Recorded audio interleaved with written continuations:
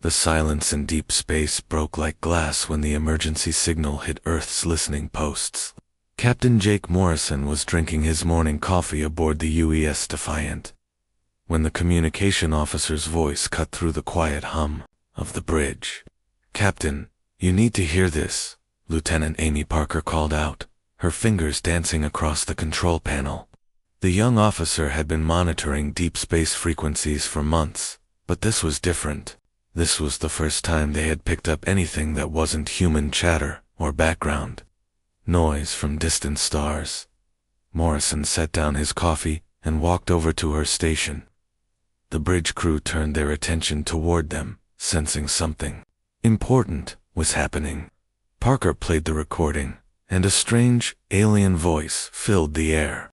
The words came through broken and desperate, spoken in the standard galactic language that Earth had only recently learned existed.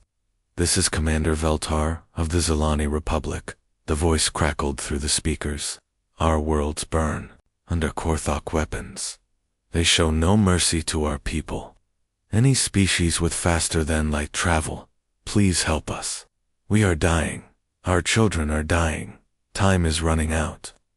The bridge fell silent. Morrison felt his chest tighten. This wasn't just a distress call. This was a cry for help from an entire civilization that was being wiped out while the rest of the galaxy watched. Back on Earth, Admiral Tom Bradley sat in his office reviewing the intelligence reports that had been flooding in since humanity made first contact with the galactic community 6 months ago. Colonel Lisa Hayes spread the files across his desk, each one more disturbing than the last. "The Korthak Empire controls over 40 star systems," Hayes explained, pointing to the star charts. "They don't just invade planets, Admiral. They break entire species. They take the strong ones as slaves and leave the rest to die.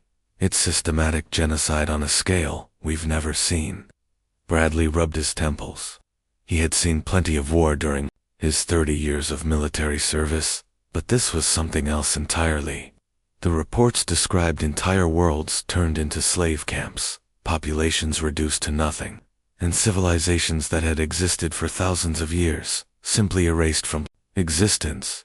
"What about the Galactic Council?" Bradley asked, though he suspected he already knew the answer. Hayes shook her head. "They're calling it an internal sector dispute. The council members are too scared of the Korthok to do anything. They've been letting this happen for decades, Admiral. The Zilani aren't the first, and they won't be the last if nothing changes." Morrison's voice came through the secure communication link from the Defiant. "Admiral, we've been monitoring Korthok fleet movements. They've got over 300 ships surrounding the Zilani homeworld. The attack started 3 days ago. At their current rate of destruction, the entire population will be gone within a week." Bradley stood up and walked to the window overlooking Earth's orbital shipyards. Dozens of human vessels floated in the darkness, their hulls gleaming under the artificial lights. These ships had been built for exploration and defense, not for war. But sometimes, war found you whether you wanted it or not. "The Council is telling us to stay out of it," Bradley said quietly. "They're saying we're too new to the galactic community, that we don't understand how things work out here." Morrison's laugh came through the speakers, but it wasn't a happy sound. Since when do humans let bullies decide how things work? That was the moment everything changed. Bradley looked at the fleet displays, showing human ships scattered across nearby systems. Earth had maybe 100 vessels capable of interstellar combat, compared to the Korthok Empire's thousands. By every logical calculation, getting involved would be suicide. But logic had never stopped humans before. "Colonel Hayes, send word to all fleet commanders," Bradley ordered. "We're mobilizing everything we have. Full combat deployment to the Zilani system." Hayes looked up from her reports. "Sir, the Galactic Council will see this as an act of aggression. We could be starting a war we can't win." Bradley walked back to his desk and picked up a photo of his grandchildren. "Colonel, the Korthak Empire has been at war with innocent people for decades. We're not starting anything. We're finishing it. Within 6 hours, every human ship capable of faster-than-light travel was moving toward the Zilani system. The crews knew they were flying into impossible odds, but that had never stopped Earth's children before. They came from a world where survival meant fighting when others gave up, where protecting the weak was worth any price. The galaxy was about to learn what happened when you threatened the innocent. While humans were watching, General Robert Kane walked into Earth's main war room, his boots echoing against the metal floor. The room buzzed with activity as officers from every branch of Earth's military gathered around the massive holographic display floating in the center. The blue light from the projection cast shadows on their faces as they studied what they were up against. "Listen up, everyone," Kane's voice cut through the chatter. The room fell silent as dozens of Earth's best military minds turned their attention to him. "What you're looking at is the Zilani star system, 47 light-years from home. Intelligence tells us the Korthok Empire has over 300 warships currently surrounding their home world." Captain Anna Davis from the UES Retribution studied the tactical display with growing concern. She had commanded her heavy cruiser through dozens of training exercises, but nothing had prepared her for numbers like these. "General, our entire fleet barely has 100 combat-ready ships. We're looking at 3-to-1 odds at minimum." The room erupted in murmurs as the reality of their situation sank in. Other officers began running calculations on their personal displays, trying to find some angle that might give them an advantage. The numbers didn't look good from any direction they approached the problem. Major Kevin Walsh stood up from his chair near the back of the room. As commander of the 1st Orbital Marines, he had spent years training his troops for the kind of warfare that most species avoided. "Captain Davis, you're thinking about this wrong. You're thinking like them." Walsh pointed toward the observation deck, where alien representatives from the Galactic Council watched through reinforced windows. Their faces showed expressions of shock and horror as they witnessed something they had never seen before. Number species in galactic history had ever prepared for war the way humans did. "Look at them," Walsh continued. "They're terrified, and we haven't even started fighting yet. They've never seen a military that trains for the worst possible scenario and then figures out how to win anyway." Down in the weapons bay, Lieutenant Commander Rachel Green supervised the loading of ammunition that made the alien observers shake their heads in disbelief. While other species had moved to pure energy weapons centuries ago, human ships still carried old-fashioned kinetic rounds, solid metal projectiles that could punch through the hull of an enemy ship even when all the power was dead. "Sir, the Council representatives are asking why we're loading such primitive ammunition," one of Green's crew members reported. Green smiled as she watched another crate of tungsten rounds get loaded into the magazine. "Tell them it's because we learned something a long time ago. When the lights go out and the fancy technology stops working, you better have something that still goes boom when you pull the trigger." The human approach to warfare confused every other species in the galaxy. While aliens built ships with powerful shields and long-range weapons designed to fight clean battles at safe distances, humans prepared for the messiest kind of combat imaginable. Their Marines trained to fight in the vacuum of space. Their engineers designed backup systems for their backup systems.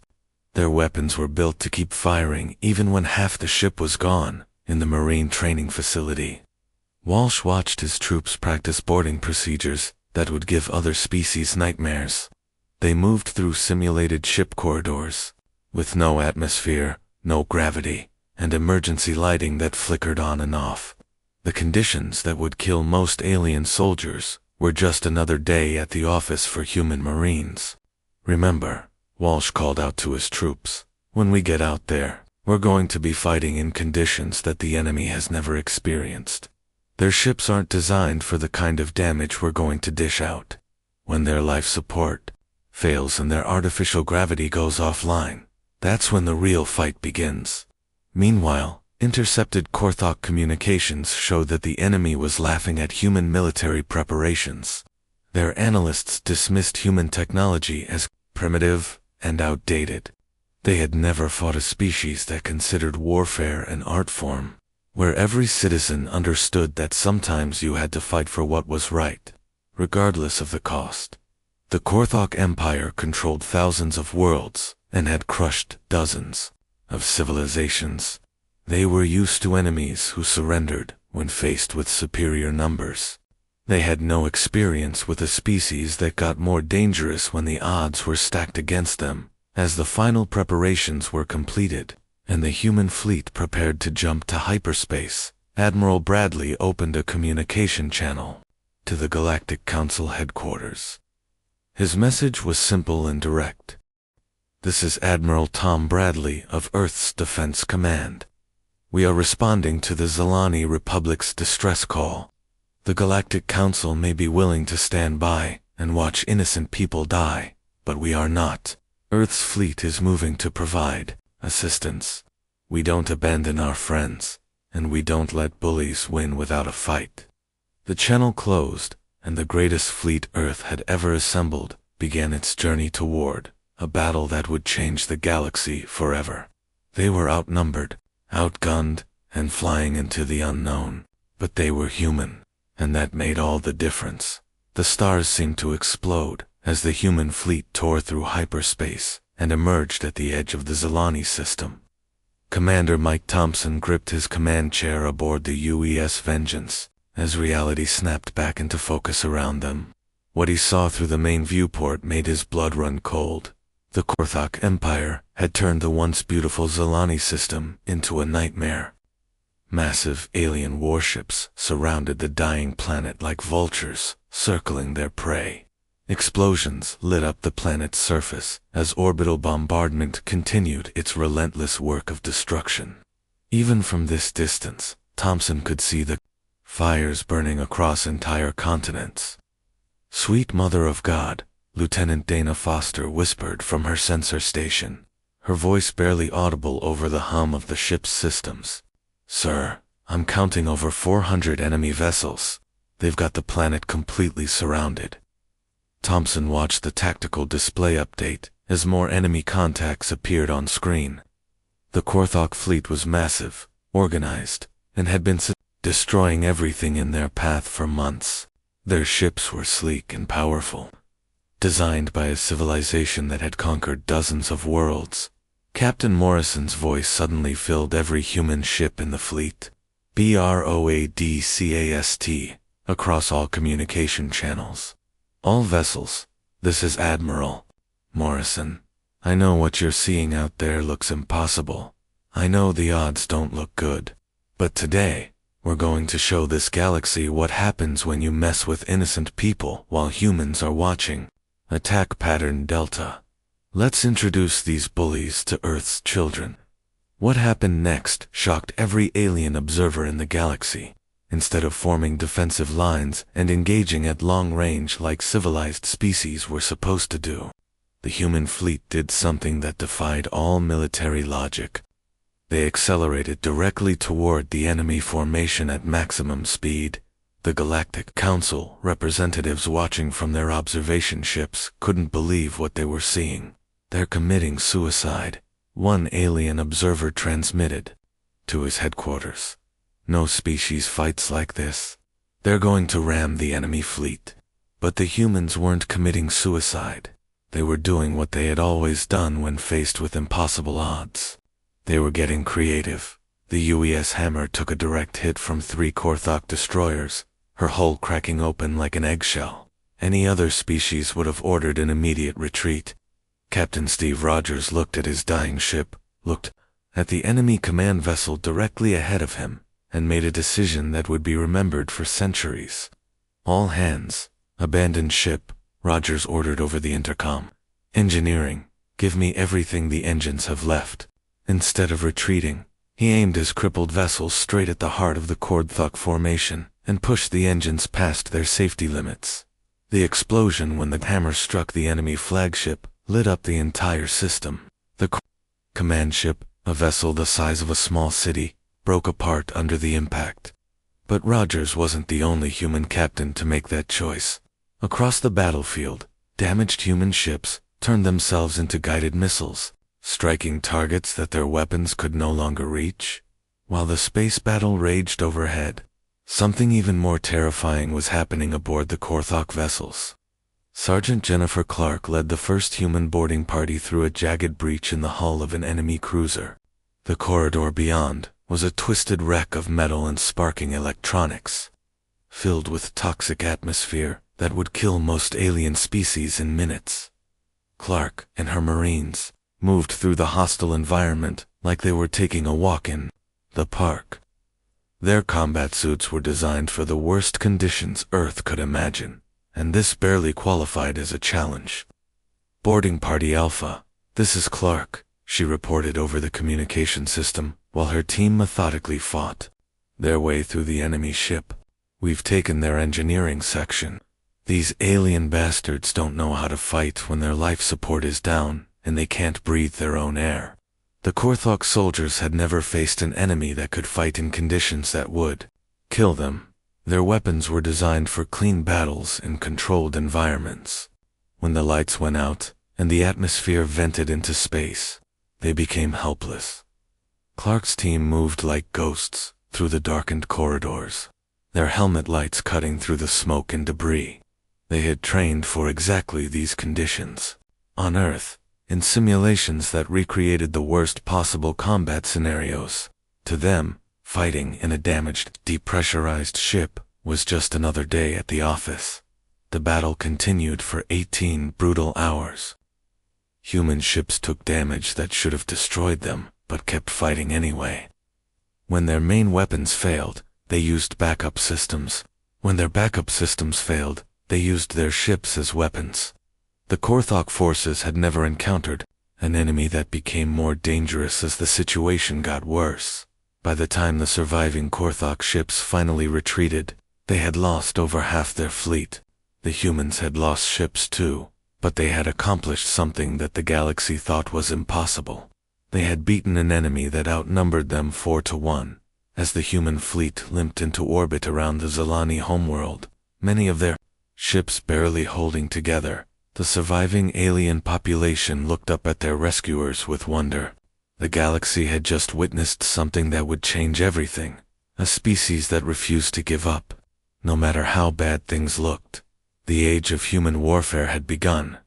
Admiral Morrison stood on the bridge of the UES Defiant, looking out at the stars through a viewport that now had a spiderweb of cracks running across it.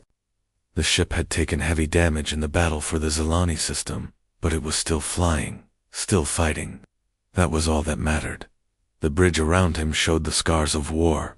Burn marks covered the walls where enemy fire had punched through the hull. Half the control stations were running on backup power, their screens flickering with each power surge. But the crew moved with practiced efficiency, tracking the fleeing Korthok fleet as it retreated across 3 different star systems. Colonel Hayes walked up to Morrison with a data pad in her hands, her uniform torn and stained with oil from the damage control efforts. "Admiral, I've got the latest casualty reports. We've lost 37 ships and over 4,000 good people. Medical bays on every remaining vessel are packed beyond capacity." Morrison took the report and scanned the numbers. By any normal military standard, losses like these should have broken his fleet's will to fight. But as he looked around the bridge, he saw something that would have confused alien observers. His crew wasn't demoralized. If anything, they seemed more determined than ever. "How's morale across the fleet?" Morrison asked. Hayes actually smiled. "Sir, I've never seen anything like it. We just lost over 1/3 of our people, and the crews are asking when we're going to catch up with the enemy and finish the job. They're treating this like the enemy just made it personal." Captain Anna Davis joined them at the tactical display, her face marked with fresh scars from when her bridge had been hit by shrapnel. Her left arm was in a sling, but she had refused medical evacuation. "Admiral, our intelligence shows that Korthok are trying to regroup at their forward base in the Zarian Nebula. They probably figure the radiation levels will keep us from following them. Major Kevin Walsh approached from the Marine section, his combat armor still showing blast marks from the boarding actions. He overheard Davis's report and let out a dark laugh. They really have no idea what kind of planet we come from, do they? They think a little radiation is going to stop us. Morrison studied the star charts showing their pursuit route.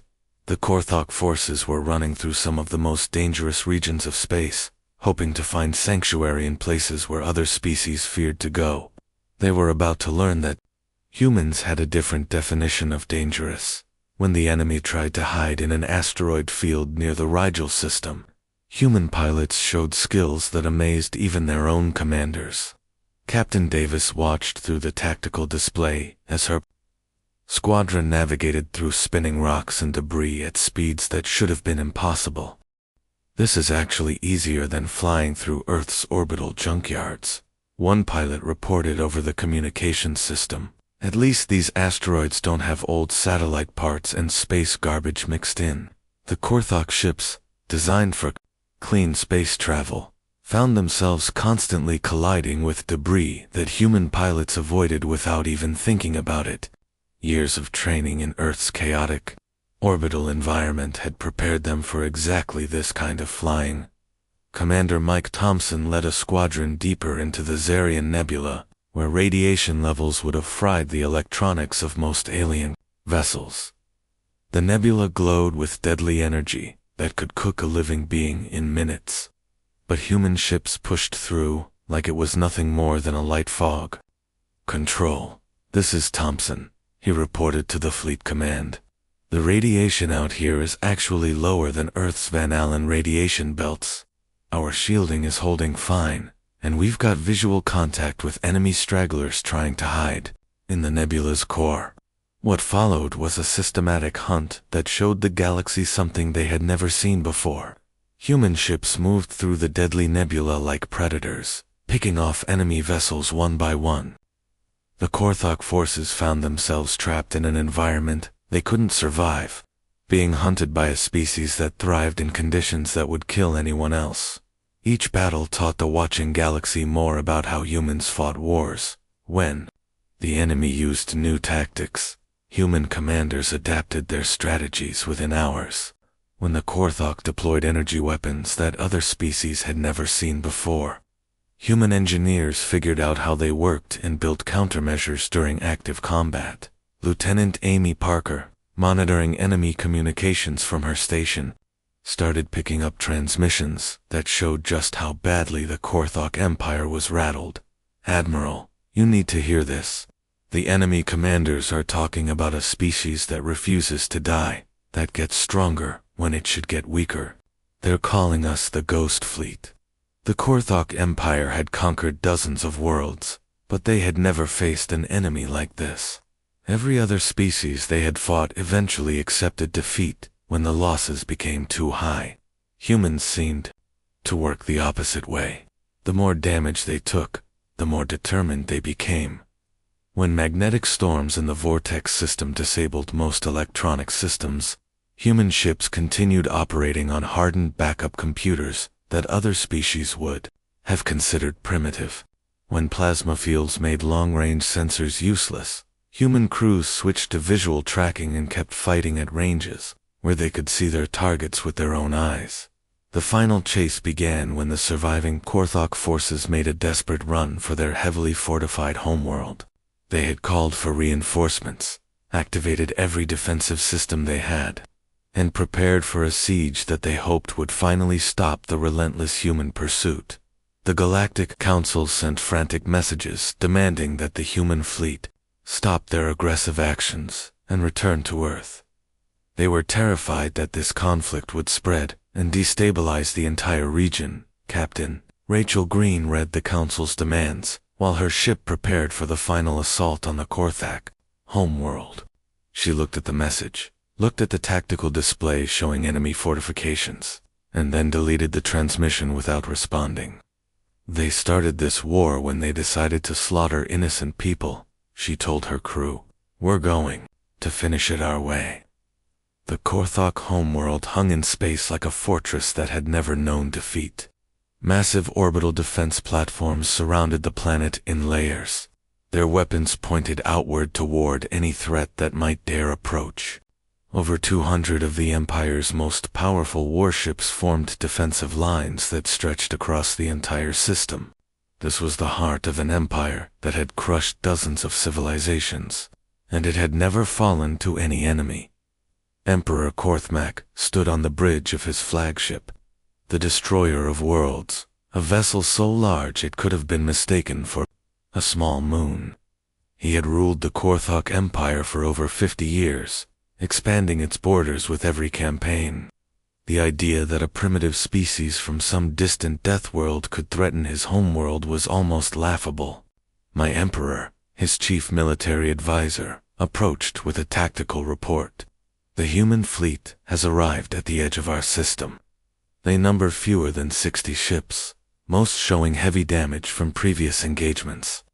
Korthmak looked at the display showing the approaching human forces. Their ships were indeed battered, held together with emergency repairs and sheer determination. By every military standard he knew, they should have retreated long ago. Instead, they had chased his forces across half the galaxy, and now dared to challenge him in his own home system. Admiral Morrison's voice suddenly filled the communication channels, broadcast on all frequencies so every ship in both fleets could hear. This is Admiral Jake Morrison of the Terran Defense Force. Emperor Korthmak, you have one chance to end this without more bloodshed. Withdraw all your forces from Zelani space immediately. Provide full reparations to the survivors of your war crimes. Submit yourself and your military commanders to Galactic Council justice. The bridge of the Destroyer of Worlds fell silent.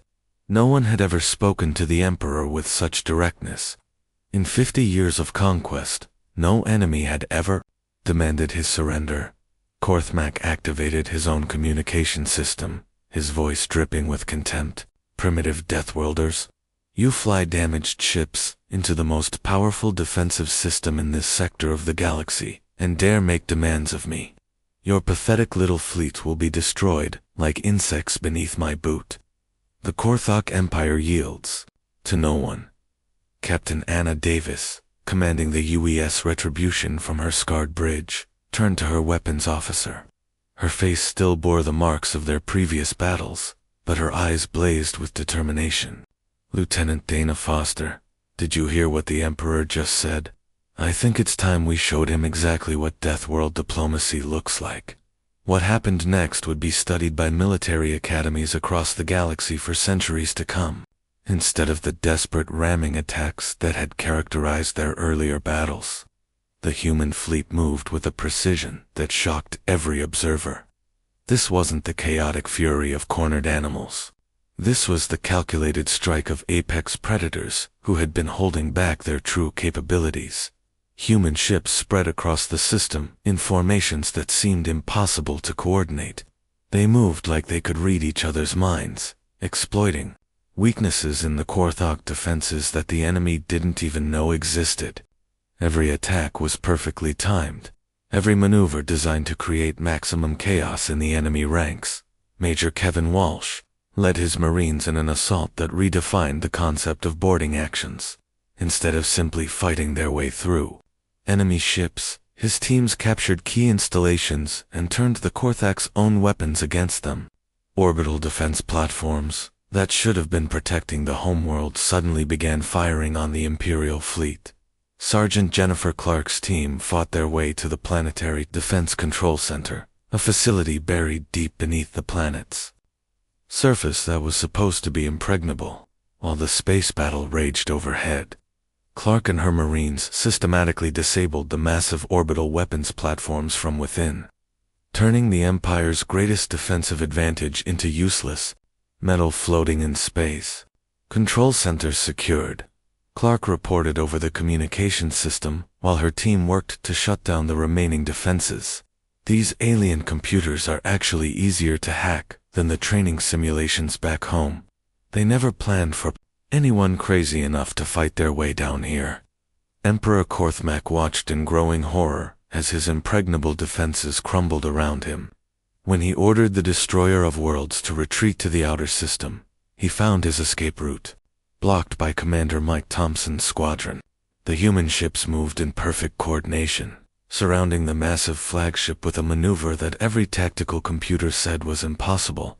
Emperor Korthmak Morrison's voice echoed across all communication channels. Calm and steady, despite the chaos of battle raging around them. This is how humans end wars. We don't conquer, we don't enslave. We protect those who can't protect themselves, and we make sure bullies like you never hurt anyone again. The final battle lasted 6 hours, but the outcome was never really in doubt. When the fighting ended, the Korthok Empire's military force had simply ceased to exist. Their ships were either destroyed or captured, their orbital defenses were offline, and their ability to project power beyond their own system was gone. But the human fleet had done something unprecedented in galactic warfare. The Korthak homeworld remained untouched. The civilian population was unharmed. The humans had surgically removed the Empire's military capability while leaving everything else intact. 3 weeks later, Admiral Tom Bradley stood before the assembled representatives of the Galactic Council in their great chamber on the neutral world of Nexus Prime.